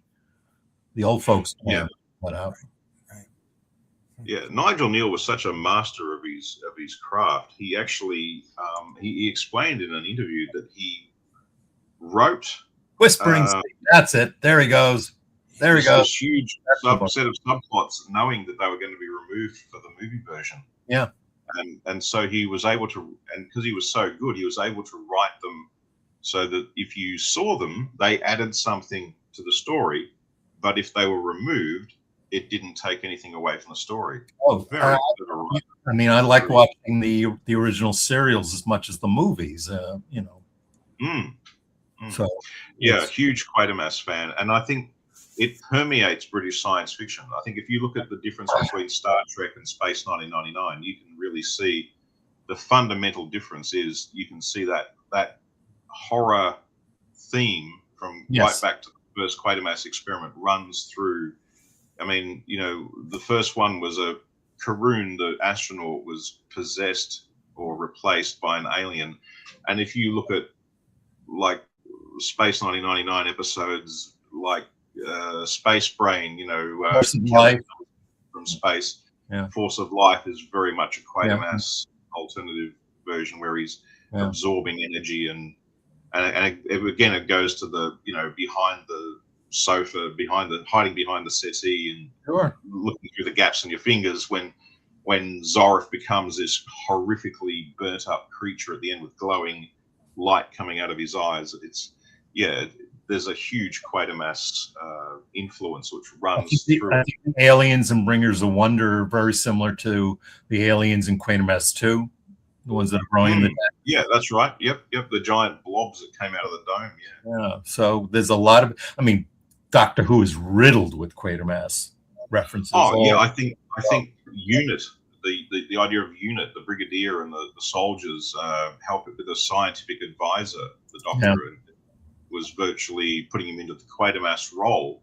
Yes. And I think even when they went into the future, there'd be an authority figure with guards with ray guns and things, and the Doctor would be telling them, you're doing it all wrong. You need to look at it scientifically and use your intelligence. And it was like, well, even when they've gone to the future or another planet, they're just transposing that same kind of situation to the future.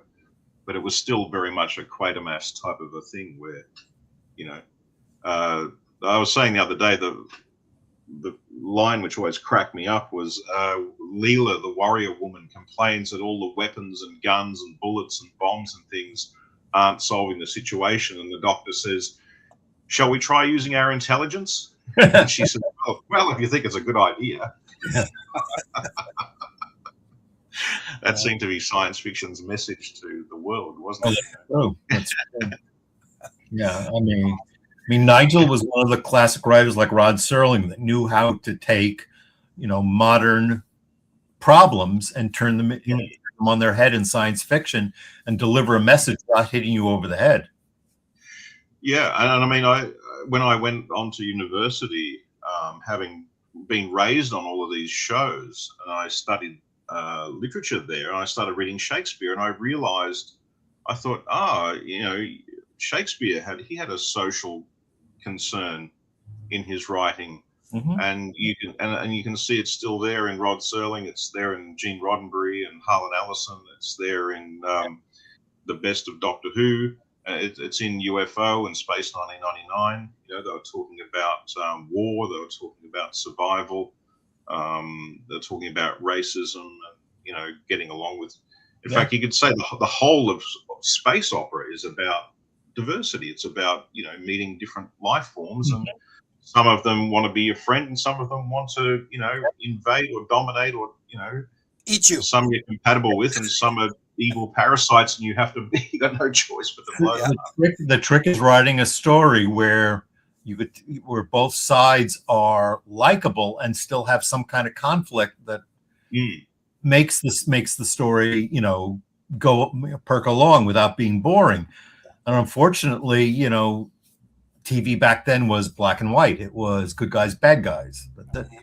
That's why science fiction always seemed to have the edge, didn't it, on the mainstream? Because even in the rules of Luton, the alien leader, and this is the point I keep failing to bring up. It was David Jackson, the guy who played Gan on Blake 7, played the voice of the judges of Luton and played the leader of the aliens. Yeah, that's why he's got such a great voice. He had a really good speaking voice. Yeah, sometimes he says, I don't wish to kill you, but I must. And then Koenig spares him. And so it has this thing of, again, the conflict is there, but they're not all bad. Right. The aliens are fighting or not, are being forced to do it. It was like how they did Arena originally between Kirk and Legorn. Legorn really was just fighting for his own people's lives. But in the original Frederick Brown story, there's no morality to it. It's you're fighting for the survival of your people, and that's it. It's a clear black and white story. Interestingly, Blake 7, you mentioned before how Blake 7 also did a variation on this trope of Arena with the episode Duel. There's a later one which does it not as much, but still has it as a central trope, and that's Death Watch. And the interesting thing in that one is not only is the two representatives having a fight, but the audience wear psychic links on their foreheads so they can experience what the two combatants are going through. Oh, yeah. And I thought, this is really predicting, reality TV, like Survivor and SAS and all these sort of shows where you're living vicariously through the people you're watching. Well, then again, we go back to Nigel Neal with Year of the Sex Olympics, which was exactly that was predicting, reality TV and people voting for who's going to win or lose. When I first watched Year of the Sex Olympics, I couldn't believe it. I'd been watching Big Brother and all of these shows on TV, and I watched it and I'm thinking, how is this thing so old? And yet it some of the scenes in it felt so modern because it literally had the cameras looked exactly like in the Big Brother house. There's a behind the scenes with some technicians rushing in and fixing something up with headphones on. I'm thinking this looks exactly like the latest and then the intruder in the Big Brother house is from a prison. He's a homicidal maniac in a twist that only Nigel Neal would come up with, and literally kills one of them, and the dad goes nuts and kills him in retaliation, and the audience loves it. The ratings go up. Exactly. That's so wonderfully Nigel Neal. Yeah. But I mean, apart from the fact that the law won't let TV producers actually kill someone for entertainment, so there is a line that they haven't been allowed. So far. Yeah, they haven't give it another 30 years. I don't know. But you know what I'm saying? It's like, wow, this was so close to the way things were going to go. It's almost uncanny to watch. It's amazing how some people thought these things out years ago.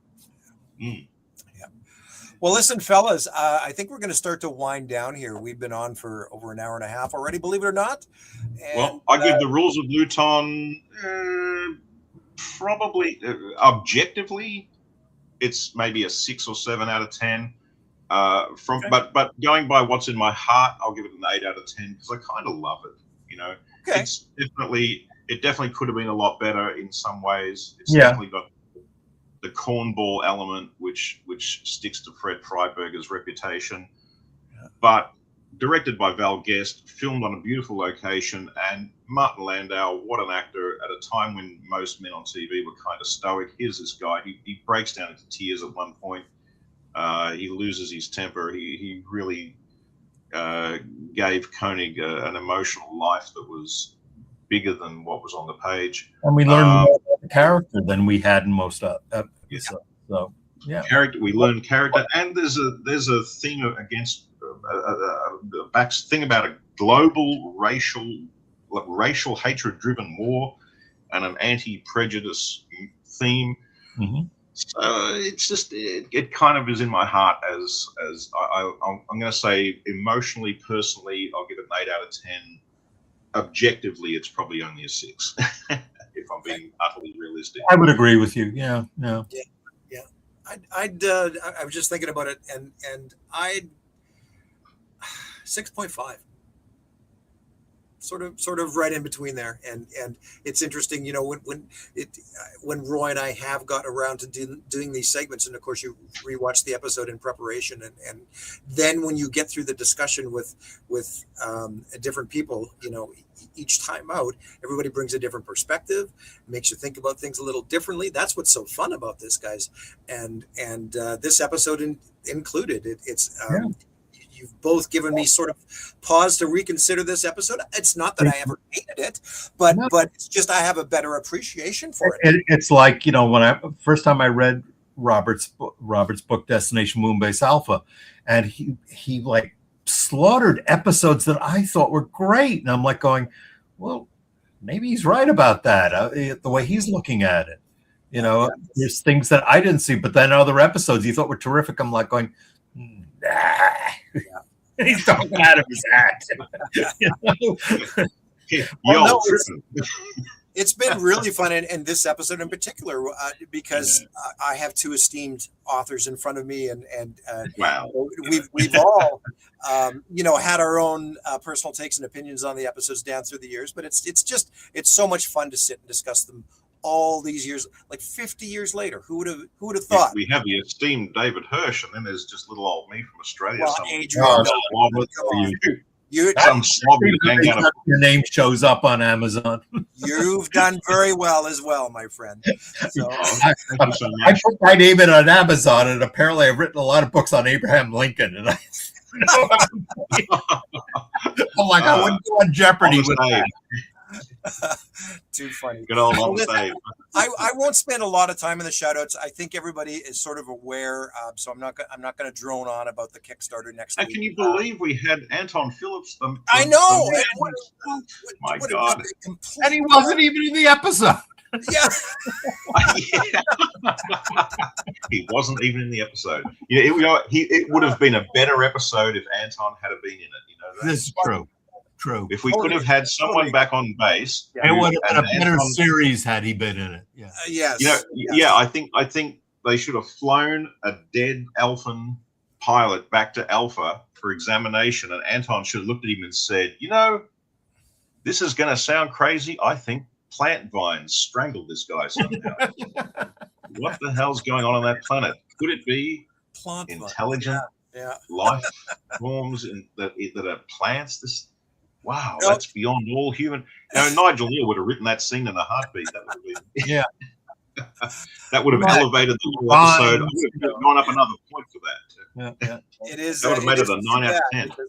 You know what, scene? I mentioned this recently. I mean, for me, watching year 2, it was always nice to see Nick and Xenia and. And it would have been nice to see Anton a little more consistently as well, because it in my mind, it just provided that little bit of continuity that was, I think, missing overall for most people. So, Yeah, I think they forgot how much medical centres and hospitals do play a very big part in British science fiction. Yeah. If you go back to Victor Caroon in the hospital in the Quatermass experiment, it's a big part of British science fiction to have someone being examined by a doctor going, I think he's undergoing a weird change since he's tripped to Alpha Centauri, you know? He's got strange purple corpuscles. Yeah, they should have put Antoine on a really good contract for year 2 and paid him his due, because They should have he would have definitely added something. them all. It just was you know. And did they really fail completely to understand how popular Victor Bergman was? Good point. I think they did, and I think it was a question of, it was a question of money, and that fact that Jerry Anderson and Barry Morse just were like talking across purposes, and by the time Barry Morse was willing to accept their offer, they had already decided not to bring him on. Yeah, I think that was a big mistake. It was just. I think it just came down to the fact that Jerry Anderson was just grateful that he got the second series, and whatever New York told him to do, he was going to do it just employed.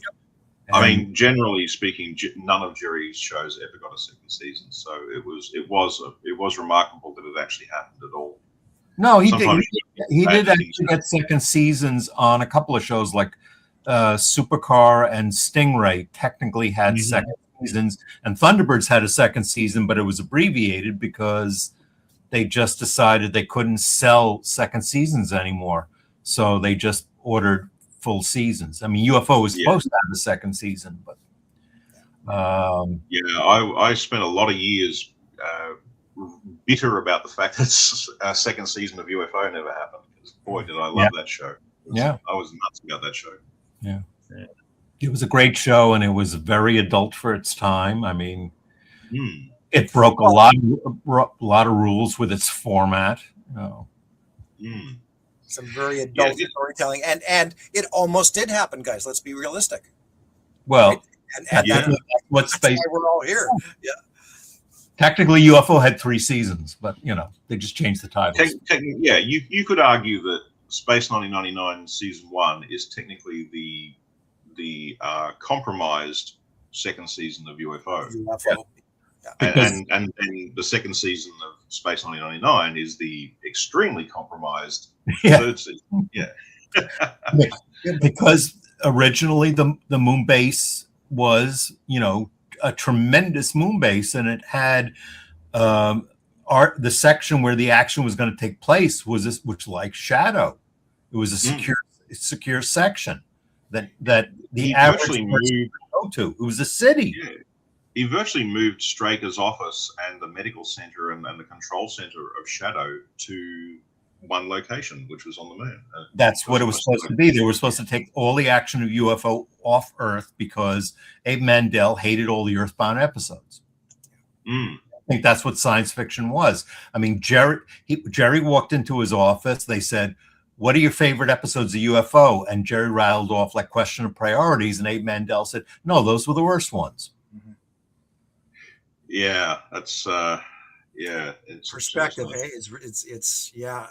said to Roy before that when I was a kid, I hated question of priorities, but as an adult, it's definitely hands down. It's like in my top 3.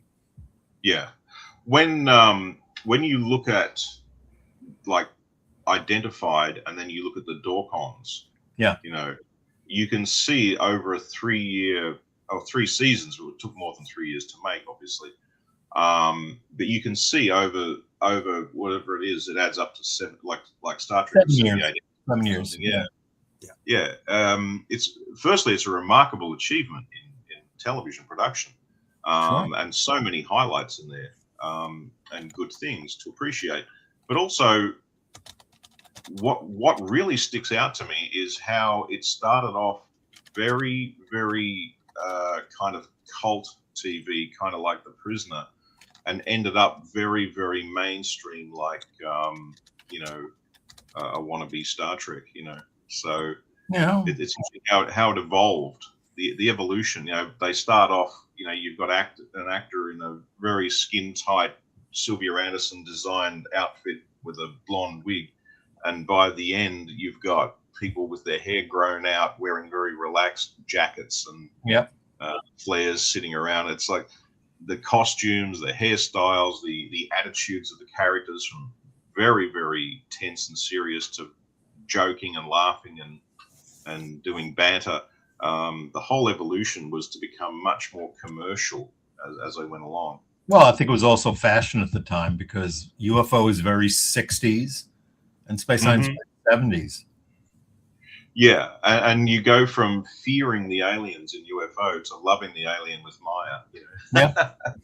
So the evolution of just the evolution from identified through to the Dorcons of the attitudes towards the characters, the attitudes towards aliens, the attitudes towards the kind of storytelling, production, everything. The way it all sort of evolved is fascinating to look at it as an overview, as a whole, and sort of come away going, yeah, they started off, aliens are mysterious, unseen.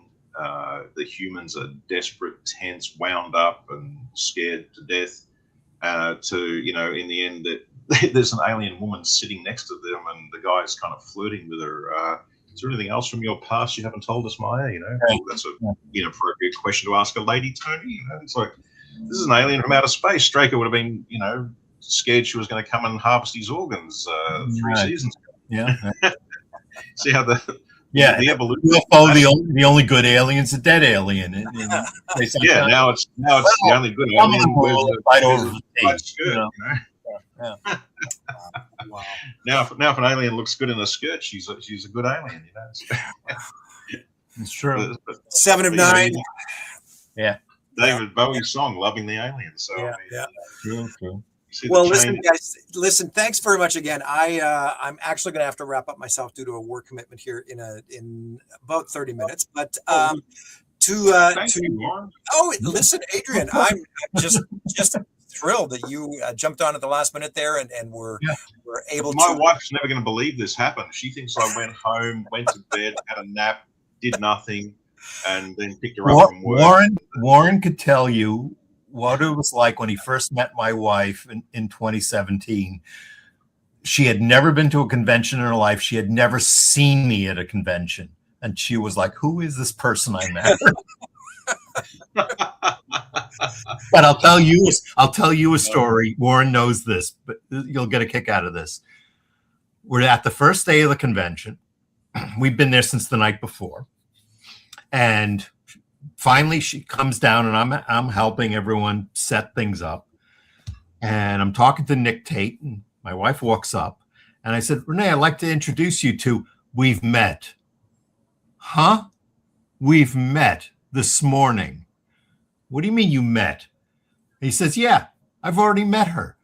They were out at the pool before breakfast together. And I'm like, huh? What? Nick Tate already knows my wife? What? Well, he is Nick Tate. I mean, he is. There's only one Nick Tate. He was just doing his Nick Tate thing. Come on. He was just doing the Nick Tate thing. He's just a charming larrikin from Australia. Yeah. Oh, yes. Boy. And I tell you what, that's a good segue, guys. Rather than a bunch of slides and pictures, we've all seen them. We all know what's going on. Actually, really quickly, Sunday, we're going to have a Kickstarter update. This is Return to Moonbase Alpha. Yep. Next Tuesday evening, we're going to have another show the night before the Kickstarter launch on April 1st. So there's going to be lots going on in the next week. We've all seen this. I still can't believe it, guys. And that's no April Fool's joke. Just unbelievable. So we're all hoping and praying, of course, that it goes. Everything goes off without a hitch on both fronts. And I've got a couple of quick little videos here to run if you guys want to stick around. And let me just ask you this before I get into the first one. Would you guys be interested in seeing the new trailer we put together for Return to Moonbase Alpha? If that's what's going to run right now. Yeah. So first though, here's the next segue. You'll get it as soon as you see it.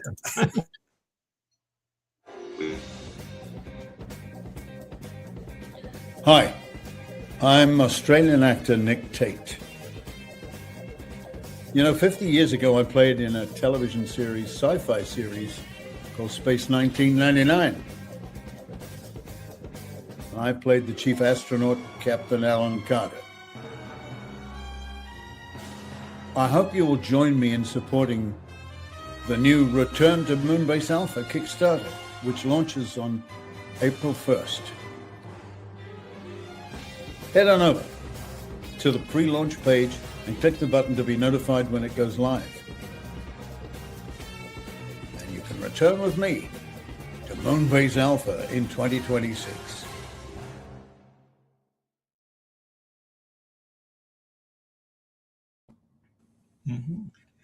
So there's Nick doing the Nick thing. Wow. Can always count on Nick.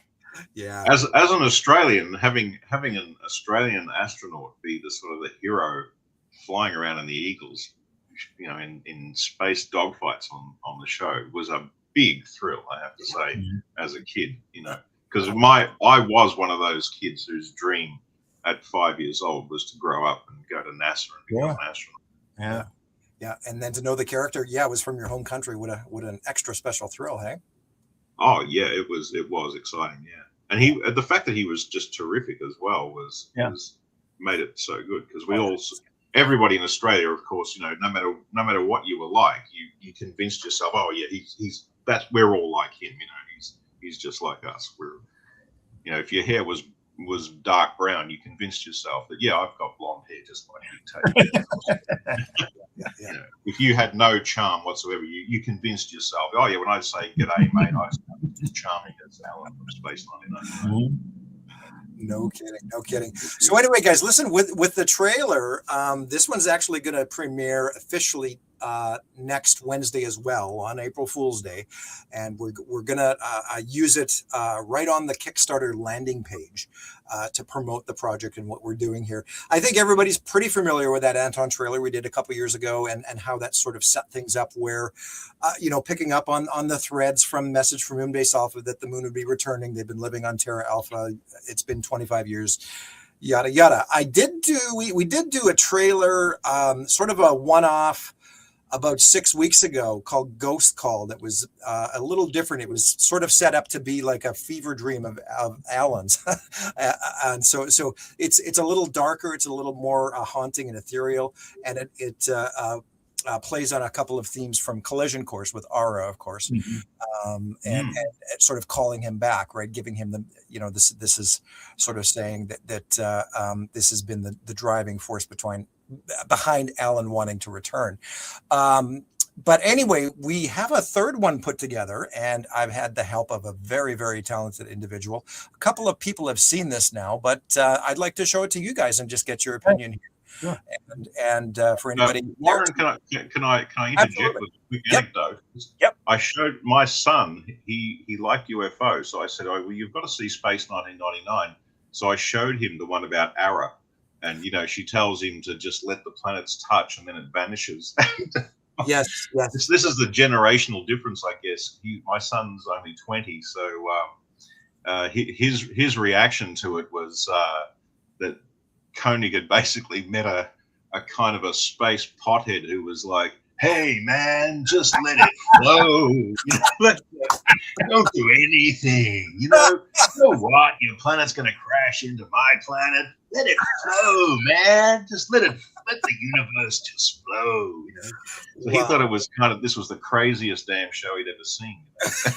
Yeah, it is a bit of a fever dream, that episode. Yeah, it shows you the different sensibilities.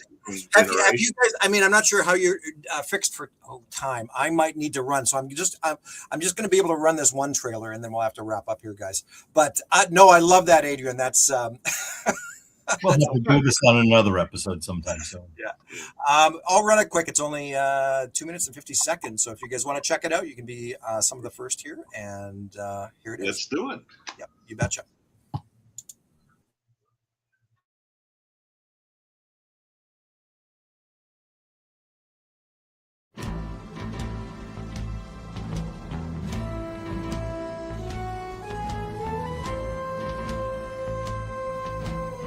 Terra Alpha status report. Operation Genesis update. Dr. Dino Vedesci recording. Many years ago, when I was just a boy, my father and I took a trip to New Elna, our primary capital. Our pilot and friend was Captain Alan Carter, who flew us there in Eagle One. The view over our new world was breathtaking.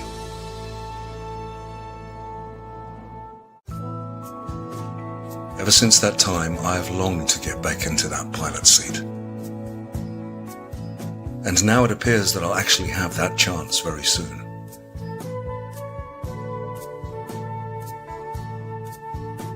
For months now, we've been tracking the moon's approach back into range, and detailed plans are well underway for a few of us to return. Ancient technology that's been discovered here on Terra Alpha will enable us to repair most of Moonbase Alpha's vital systems. Life support will be powered up, and the long-deserted base will be brought back into life after all these years.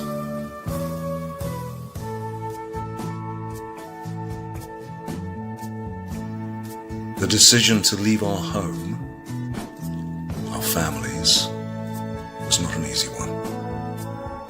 As I prepared to embark with my own family, I'll never forget my mother Maya, or my father, Anthony Dean Vedesci, whom sadly we lost several years ago. We return to the cosmos to honor the memories of everyone we've lost, and to continue the journey the people of Earth started way back on September the 13th, 1999. Operation Genesis will allow us to re-establish a living, breathing presence in outer space and fulfill the destiny of Moonbase Alpha. This is Dr. Dino Vedesci, signing off.